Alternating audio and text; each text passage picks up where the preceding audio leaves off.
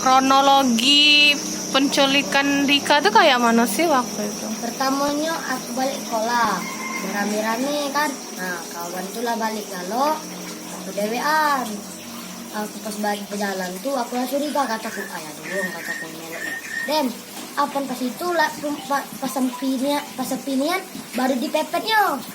Yang kalau itu naik mobil, mobil dari Avanza warna putih. Oh dari jauh tuh memang sudah melok itu. Aku tuh lah merasa, kataku kan mobil. Rame kan masih jalan tuh. Aku berlari lah agak sepi, dia langsung mepet. Dek, mana dek rumahnya dek? Kakak tadi katanya. Sini melok kakak dek katanya.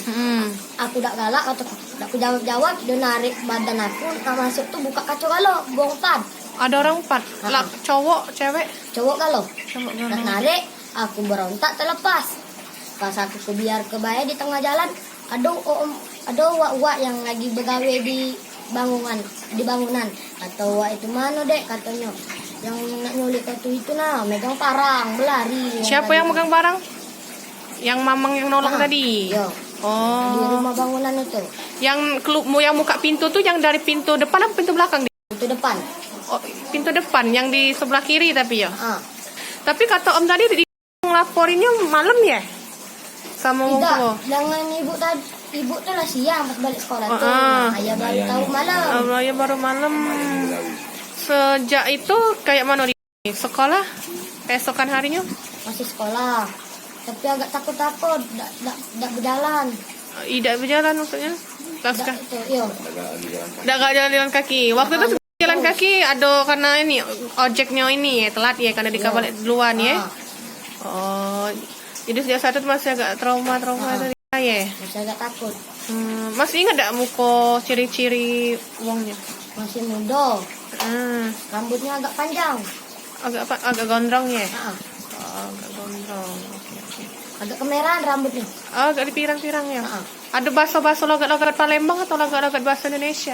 Udah katik ngomong donya, langsung ngomong yang buang belakang tuh langsung narik. Oh, dek ikut kayak itu, cuma ngomong dek ikut kayak itu. Kejadiannya dekat Pambarna biru itu nah. Dekat tepinya pas aku ke sini, nah di dekat arah sinilah aku di tepinya, dek di mana dek rumah kau, langsung narik. Oh, jadi satu jalan dari arah belakang ya? Dewean ya? Oh, sini. Mobil itu katanya sudah melok ini. Di sini. Nah, pas di sini kebetulan sepi. Langsung disamperinnya. Mobilnya juga langsung belok juga ke sini. Oh, jadi mobil sempat ngelawan arus juga berarti kayak itu ya? Nah, bukan. Mobilnya dari arah sana. Nah, sini kan dia kan di sini, stop di sini. Iya, pelan. Aku ada pelan. Baru dipepetnya ya? Jadi tadi badan sempat ditarik? Iya, setengah. Oh, nolak. Nolak. Yang narik itu yang mana? Yang duduk di bangku mana? Depan. Bangku depan sebelah sopir? Tidak, sopir yang narik. Oh, sopir yang narik itu. Yang sebelah sopir itu bantu. Oh, bantu narik juga. Terus sempat masuk sebelah. Setengah terus berontak. Terlepas. Terus yang ada bapak-bapak nolong tuh? Di sini. Kesana ada bapak-bapaknya dalam. Bawa ini ya? Bawa golok. Bawa golok. Terus langsung lari balik. Nah itu. Jadi dari belakang sempat melok. Dain feeling ini ya, diikuti ya, udah ngerasa ya. Oke. Jadi sejak sekarang balik? Dijemput terus ya takutnya. Tanggal 1 Februari itu keponakan ini kan balik dari sekolah. Memang dia sekolah di SD negeri berapa? 244 di Kelurahan Karya Baru. Lumayan lah, hampir 3 kilo jaraknya kan. Nah, kebiasaan dia ini kan sekolah diantar oleh ojek atau ojek bulanan. Dia hari itu dia ini balik cepat, sekitar jam 11 sudah balik. Karena ngerasa dewean, kawan-kawannya lah balik galau, dan dia balik kan. Lah jalan kaki, tidak dijemput ojek. Nah, ketika sampai di dekat komplek ini, khusus di depan rumah Pak Rudi itu, bukan dihentikan ini, seiring dia berjalan tuh berhentilah sebuah mobil Avanza warna putih. Nah ngini ngajak dia ini balik, kan dia kembali di sini lah, sudah di setengah meternya di komplek lah. Dia udah galak, akhirnya megang badan Dika ini.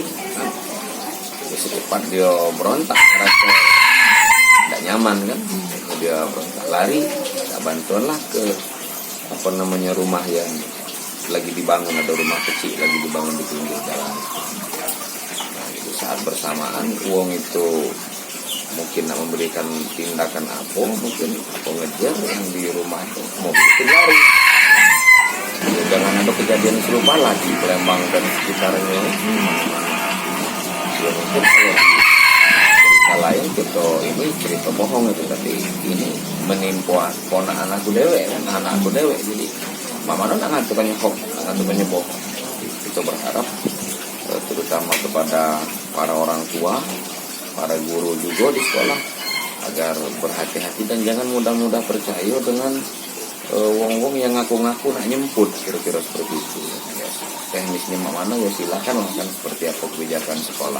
Tapi paling tidak ada perlindungan lah, ada proteksi terhadap anak-anak kita ini, jangan sampai kejadian serupa terulang menimpa masyarakat atau warga yang lain.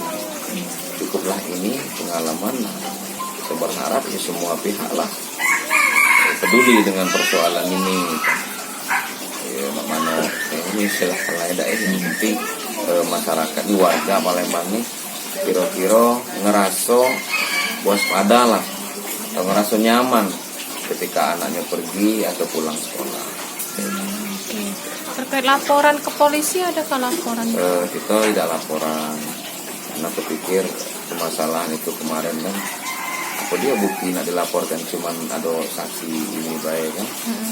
Jadi ya sudahlah, kepikir ini baik, tapi memang aku coba buat tulisan di Facebook dengan harapan ini menjadi perhatian seluruh masyarakat. Jadi perhatian seluruh masyarakat, ya Palembang khususnya, Sumatera Selatan pada umumnya, siapa yang baca tulisan itu. Jadi kewaspadaan ya, Pak? Iya, supaya meningkatkan kewaspadaan terhadap anak-anak yang